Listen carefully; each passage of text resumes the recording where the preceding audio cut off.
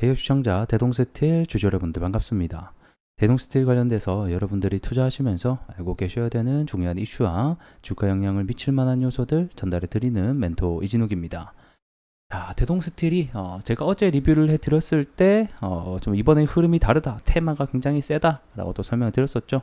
그래서 어제 이제 고점 돌파가 나왔었고 원래 윗꼬리를 항상 달아주던 애인데 꽉 채운 양봉 시간 외까지 상한가를 마감을 하면서 오늘도 추가 상승이 나왔습니다.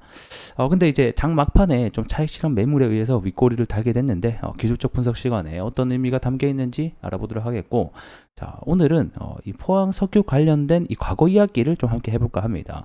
자, 이번 석유가 사실 발견된 것은 처음은 아니에요. 그래서 과거에서부터 이 꾸준히 내려오던 석유와 가스 관련된 이야기들 함께 해보도록 하겠고, 기술적 분석으로 들어가서 방금 말씀드린 윗꼬리, 그리고 이번에 또 보고서를 올린 회사가 정말 믿을만한가, 이런 회사에 대한 분석까지 해보는 시간들 가져보도록 할게요.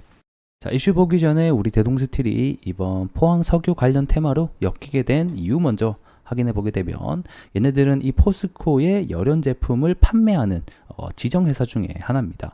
그래서 얘네들은 뭐 이런 열연이라던가 다양한 강판, 스캘프, 관관에 들어가는 부분을 판매를 하고 있는 것을 보여주죠. 이런 관관이 사실상 이런 석유라던가 또는 유정용 관관이 될 수도 있는 거고, 또는 이 석유라던가 가스를 채굴을 하고 저장하는 시설에 결국에는 열연, 후판, 스테인리스 등 다양한 제품들이 사용이 되기 때문에 관련주로 일단은 1차적으로 엮였다라고 보시면 될 것 같고, 그리고 또 다른 이유로는 이 대동스틸의 지점 중에 하나가 이 포항에 위치하고 있습니다. 그렇기 때문에 이번에 열린 이 포항 사태에 어떻게 보면 또 간접적으로, 직간접적으로 엮이게 되면서 또 관련주로 편입이 된 것 같네요. 자, 그럼 이제 이 포항 석유 관련된 이슈를 함께 좀 얘기 나눠보도록 하겠습니다. 자, 여기는 이번에 석유와 가스가 처음 발견된 지역은 아니고요. 이 과거에서부터 꾸준히 이슈가 되던 곳이긴 합니다. 자, 처음 이제 발견이 된 것은 1976년도 때 이 박정희 정권 때였죠. 이때 이제 영일만 이 석유를 처음 발표를 하게 됩니다. 발견을 하게 되면서. 그래서 이제 1차 오일 쇼크가 당시에 있었던 국민들은 이제 TV를 보면서 정말 만세를 외칠 정도로 기뻐했었는데, 근데 여기서 이제 발견이 된 게 기름이 원유가 결국에는 아니다라고 확인이 되면서 결국에는 경제성이 없다, 이렇게 한번 이제 일단락되는 사건들이 발생을 하게 됐죠. 자, 그리고 나서 1998년도 이제 여기 동해 가스전을 또 발견을 하게 됩니다. 이때 이제 탐사 시추에 성공을 하게 된 이제 한국 최초의 가스전이다라고 보시면 될 것 같고, 양은 500만 톤 정도, 사실 뭐 크진 않습니다. 굉장히 작은 양이었는데 어쨌든 간에 요거를 이제 시추에 성공을 해서 2004년부터 해서, 자, 11월부터 해서 1,000톤씩 생산을 하게 됩니다. 그래서 요게 2021년도까지 실제로 가스를 생산을 하긴 했었어요. 근데 현재는 이제 생산시설 철거를 진행 중에 있고요. 그래서 이 동해전 가스전 같은 경우에는 17년 동안 약 1조 2천억 원 정도를 투자를 해가지고 총 2조 6천억 정도가 달성이 된 프로젝트이기도 합니다. 그래서 이때 이제 개발을 시작하기 전에는 뭐 한 정부 수입이 뭐 한 4천억 정도 수입이 될 것이라고 예상이 됐는데, 막상 해보고 나니까 한 450억 정도밖에 수입이 안 나왔었거든요. 그만큼 이 개발에 대한 타당성 논란이 있던 곳이기도 했었습니다. 자, 그뿐만 아닙니다. 이 포항 같은 경우에는 1970년도 때도 그렇고 2017년도 3월 달에 이 포항 공원 조성지에서 이 지하수 개발을 위해서 땅을 파다가 이 천연가스가 나와서 또 굴착기에 불을 붙은 사건이 한 차례 발생을 했었죠. 그래서 지금 이제 가보게 되면 이 불의 정원이라는 공원이 있습니다. 그래서 여기 보면 눈이 와도 여기에 이제 불이 계속 타고 있는 것을 확인해 볼 수가 있죠. 자, 옛날부터 그랬듯이 결국에는 여기 포항 영일만 지역은 석유와 가스가 나와도 이상할 게 없는 지역이다라는 것을 알 수가 있을 것 같습니다. 그래서 이번에 발견된 게 여기 팔강구와 여기 요쪽이라고 봐야 되겠죠. 기존에 발견된 거는 동해 가스전이고, 그래서 이 동해 가스전 대비해서 이번에 발견된 양이 한 300배 정도가 많다. 그래서 사업 가치가 있을 수 있다라고 이야기가 들끓고 있는 것입니다. 그래서 여기 보게 되면 유망구조 도출 지역이라고 나오게 되죠. 그래서 유망구조라는 것 자체가 그냥 말 그대로 예상 지역이라는 겁니다. 예상. 이게 이제 그 가스나 석유를 차갑기 전에 지진파 같은 거를 보내가지고 이 지층 모양을 짐작해서 아 여기 밑에 어느 정도 뭐 석유라든가 가스가 있구나라는 것을 판단을 하게 되는데 여기 이제 지진파를 쏴보니까 뭔가 좀 특이한 어떤 트랩들이 발견이 된다는 거죠. 이게 판단이 되면 여기가 유망구조 지역이다라고 설정을 해놓고 여기 이제 시추를 해서 정말 석유가 있는지 어느 정도 양이 있는지 확인을 하는 이제 작업이 들어간다. 라고 보시면 될 것 같고, 그래서 일부 측에서는 시추를 통해서 실제 매장 여부를 확인을 해야 된다는 의견도 있고, 뭐 이제 매장 가능성과 경제성을 장담을 할 수 없는데 한 번 시추할 때마다 1,000억, 5번 하면 5천억이 들어가니까 막대한 비용을 쏟아붓기가 어렵다 뭐라는 다양한 의견이 있긴 한 것 같습니다. 그래서 이번에 이 매장 보고서를 쓴 여기 회사가 도대체 어딘가 요거를 봤더만 이 미국의 액트지오라는 회사가 요거를 뭐 한 것 같더라고요. 그래서 요 회사가 사실 소기업이에요.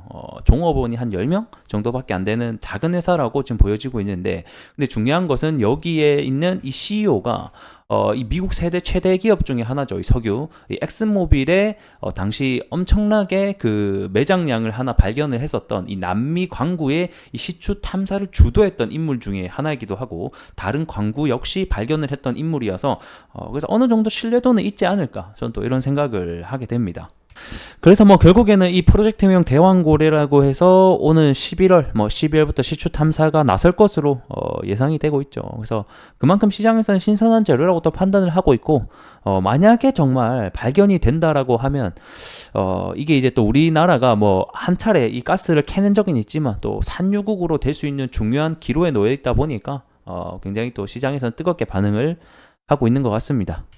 그래서 여기서 우리가 생각을 해봐야 될 것은 올해 말까지 일단은 이러한 일정들이 있으니까 그 전까지 계속해서 이와 관련된 뉴스가 나올 때마다, 이슈가 나올 때마다 이 관련주들이 재료가 일정으로 크게 움직일 수 있다는 점도 알고 계시면 될 것 같고요. 올해 말쯤 되면 뭐 이와 관련된 어느 정도 매장량이 있는지 나오지 않을까요? 그래서 이 정도 일정이 있다라고 보시면 될 것 같습니다. 자, 차트 함께 보도록 하겠습니다.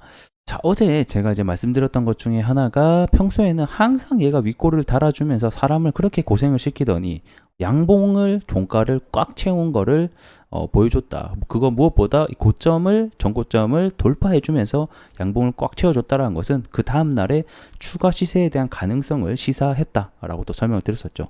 자, 그리고 나서 1차적으로는 큰 시세가 23%까지 갔네요. 굉장히 좀 큰 게 갔었던 것을 볼 수가 있고, 자, 오전에 잠깐 막 올리고 나서 그 뒤로 사실상 그렇다 할 반등은 주지 못한 채 하루 종일 좀 흘러내렸습니다. 이 말인 즉슨 보통은 요게 이제 어느 정도 차익 실현을 했다 라고 보여질 때의 어떤 매도의 흔적이라고 일단은 얘기할 수가 있겠고, 하지만 중요한 것은 이러한 지금 현재 포항 석유 관련된 테마가 쉽게 죽을 것 같아 보이진 않죠. 무엇보다 내일 또 액트지오 이 고문단이 내일 또 한국을 방문할 것으로 예정이 되어 있기 때문에 제가 봤을 때는 못해도 이번 주는 계속해서 변동성을 키울 확률이 높지 않을까, 또 이런 생각을 가져보긴 합니다. 하지만 우리가 또 리스크적으로 봐야 될 것은 결국에는 테마라는 거예요. 시추 작업을 해서 석유를 캐낼 때까지는 어떻게 보면 테마로서의 작용을 한다. 이 테마라는 것은 결국에는 이슈가 있을 때는 주가가 오를 수 있지만 결국에는 이슈가 잠잠해지면 언제든지 다시 이 회사의 본질 가치랑은 좀 멀어지기 때문에 내려갈 수 있다는 점도 우리가 확인해 봐야 될 것 같네요.